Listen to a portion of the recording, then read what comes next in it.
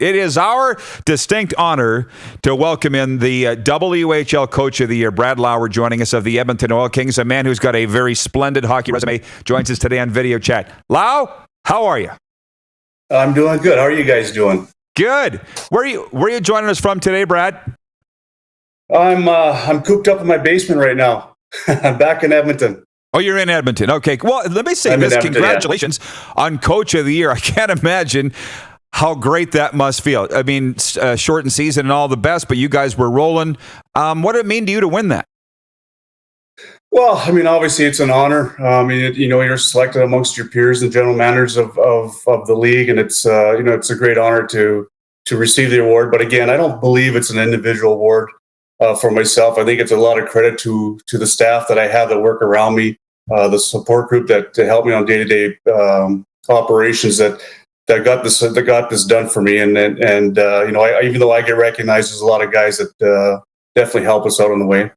Well, of course, but they all would feel very proud of you to win it. And of course, GM Kurt Hill is a former Pat. Yeah. Love that kid. And so I think it's a great story. And for those that don't know, Brad played in the NHL 323 games, came on my radar as a Pat for 3 seasons in the 80s, and he's a humble kid. So I got a lot of things to get to with you this morning, Lau. But first of all, as an NHL alum, what's your thoughts on where we are with the NHL, with the pause, and will they come back? Won't they? Obviously, you're following it closely. Yeah, I mean, I think anytime it's just part of the, doesn't matter what level you coach in, and you just want to watch and see, because I think it's going to reflect what's going to happen with us down the road. I mean, I don't think we can play games without fans, but the NHL, obviously, I think they're going to try and get something done. I really do. I think it's gonna be a success too. I think a lot of people are anxious to watch anything live on TV right now, and I think they'll get something done. I think it'll be going to the playoff format of some sort, getting teams into a certain city, playing a tournament type style of game, and eventually finish this season and get ready for the next season. Well, put your player hat on for a second. How reluctant do you think the guys really are to take a pay cut to those huge salaries? Because they're going to have to. I mean, is this going to be a major fight to even get them on the ice because of that? Well, yeah. I mean, obviously, these are different days now, and I think players, and obviously you got unions involved and stuff like that. There's going to be some bartering going on for sure. There's going to be a give take somewhere down the line. Whether if they give something back now, they got to get it back later on. Something's going to have to. Negotiations will come into play here to get things going, and hopefully both parties see the reason why we need to start the game and get the game back going again, and both parties, both groups come together and understand the importance of it. To happier topics, I guess. I think your most recent coaching post before the Oil Kings was with the Lightning, was it not? What was it like coaching Stamkos and the crew down there? I've been very fortunate. I've had a lot of great players, and Steven was very good. I mean, Kucherov, Vasilevsky, a lot of good, talented players in Tampa. We were very fortunate to be in Anaheim for 4 years, where I had Ryan Getzlaf and Corey Perry, a number of good guys. And again, when I started in the NHL, I started in Ottawa with Daniel Alfredsson, and again, been very fortunate to work with these players. And I think I've been talking about taking some, my coaching career where it's gone, and being able to take stuff from the guys I've worked with, other head coaches that I liked and didn't like and stuff, and try to bring it into my coaching style. But I've been also very, like you said, fortunate to work with some of those skilled players, those high talented players in the NHL, where being an assistant coach like I was, you're able to get a form of relationship with those guys. And I've been able to kind of see what they like and didn't like, the way that they see things and do things, and also bring that along to help along with our development of our players here in Edmonton. Well, the cool part, Lau, by the way, I'm interested to know what attracted you to Edmonton, for one. One of your top scouts there, Sean Steeb, is a buddy of mine from way, way, way back PA days. We were 19 years old living in PA, 20 together. Steber, great friend of mine.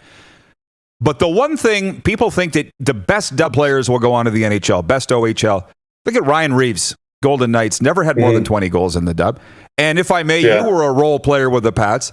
I think that helps your coaching in that you weren't necessarily a star. You get those guys and the importance of those guys. Yeah, I think that's the biggest challenge coaches in our level have right now is that all these kids that are coming to us are the best players in their bantam or midget league. They're all the top 6 forwards or top 4 defensemen. And for me, when I came in here, it was getting those guys to understand the importance of being a role and playing a role and finding a role that goes with your game, that goes with your style, without not necessarily taking away offensive ability. Because again, these kids, they work all year round. They have skill development coaches, they have skating coaches, they have all these guys that work with them on a day-to-day basis. And, last thing I want to do as a coach is to take that away from them. But I think what we try to do here in Edmonton is try to give our young guys to see the reasons why there's role players, like you made those examples of some players, and the importance of scouts coming to the rink. They're not just coming to watch guys score goals. They're coming to watch guys perform in different roles in different situations. And I've been very fortunate for these 2 years that I've had these kids with us. They've been able, and they understand the importance of role. They understand the importance of team. And with that comes team success. From Long Island, Joe Lazito's watching, a regular viewer of ours, and writes in, he says, I would love to know Brad's thoughts on Al Arbour, legendary coach of the Islanders. What are your memories of Al? Oh, God. Al's a legend, obviously. There's so many stories that with Al Arbour. Obviously, turning pro, being able to have him as my coach, they coming off 4 Stanley Cups was I learned an awful lot from him. Just a great person off the ice, treated guys A1, and just a great man to be around. And there's so many funny stories, and I remember Dennis Potvin telling me a story about Al Arbour when back in the days, charters weren't really a thing that you did all the time. You flew commercial, but the odd time you got to do short charter trips. And I remember Dennis Potvin telling me an Al Arbour story because Al had bad shoulders from playing. They'd pop out sometimes. And I remember Al pulled up to the airport where the Islanders used to fly out of, and Dennis was telling me the story where there was no one there manning the gate. It was an electric gate that wasn't going up. So Al pulled his car up really close to the gate, and he was trying to lift the gate up with his hand, and then let his car go, stay in his car, and eventually gradually get the car through the gate. And all the guys are watching this on the plane, and Dennis is sitting there watching this, and all of a sudden Al fell out of the car. His shoulder came out of place. He's laying on the tarmac, and his car's going forward, and you got guys running after the car and guys running after Al to help him out. But just so many good stories. And like I said, he was such a good coach, and just to be able to, as a player, to have him work with you was a great honor. I got to think he was ahead of his time, probably in his coaching philosophies.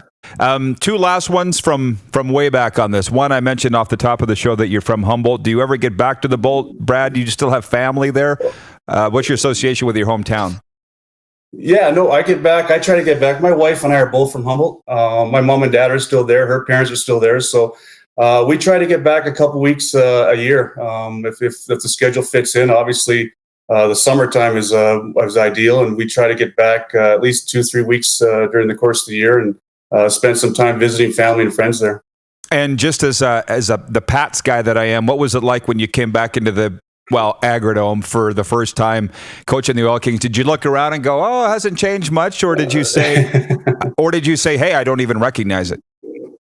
No, you know what? They've done a great job with that building. They really maintained that building from when I was playing there till now. Today, it's just a well taken care of building, and just to walk around and just to see some of the memories that are on the wall that they have, the tradition that they have put in the underneath where they have all the plaques and all the players that have gone through there, and obviously the things that are hanging up in the rafters with all the banners that they have accomplished through their careers. It's amazing. It's always fun to come back to Regina.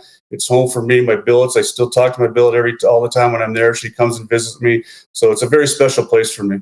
That is awesome. Well, you're certainly special to us, Brad. We've been waiting a long time to do this interview, so thank you, and stay safe. And here's hoping that we get back to normal sooner than later. Yeah, sounds good. Thank you. Thanks for having me. You bet. Brad Lauer joining us from Edmonton, the WHL Coach of the Year. You're watching Rod Pedersen On Demand. For more of The Rod Pedersen Show, visit rodpedersen.com or follow Rod Pedersen on social media.